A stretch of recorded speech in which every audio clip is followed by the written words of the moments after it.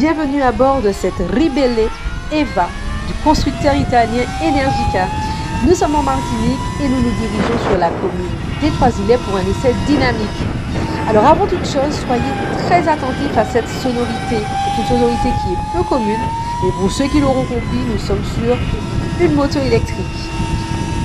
Alors je ne vous cacherai pas avoir eu quelques appréhensions avant de commencer, car avec un poids annoncé à 260 kg, on s'attend quand même à une certaine lourdeur, des difficultés à manœuvrer, alors que là, pas du tout, car les masses sont bien réparties, le centre de gravité est bas, donc on ne sent vraiment pas son poids.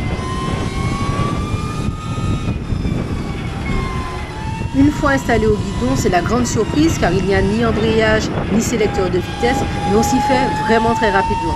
Et du coup, le plaisir de conduite commence après ça.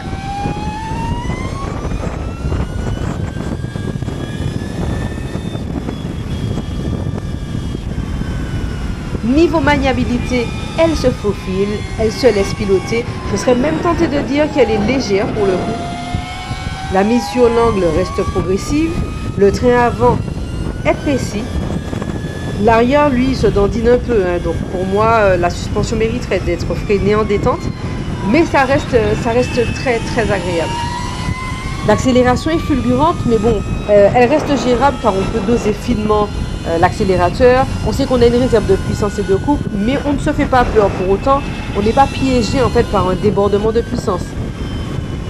Même en sortie de virage, je peux accélérer sans aucune crainte. Maintenant les amis, allez, on roule.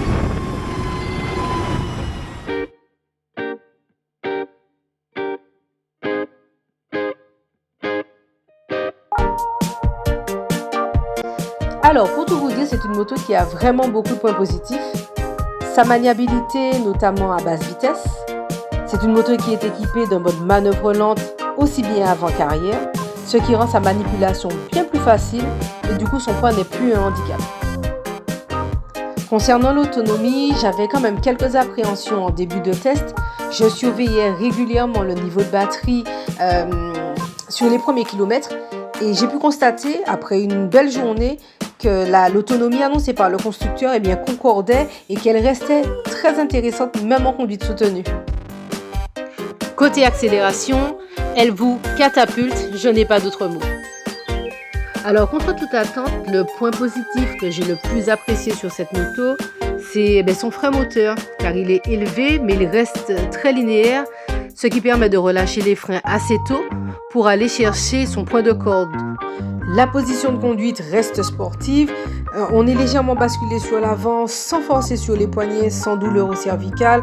Moi, durant cette phase de test, je n'ai subi aucune contrainte à ce niveau-là. Les points négatifs, alors une suspension limitée en réglage, du coup elle a tendance à talonner. Le confort de la selle après 200 km, certainement lié à la suspension d'ailleurs.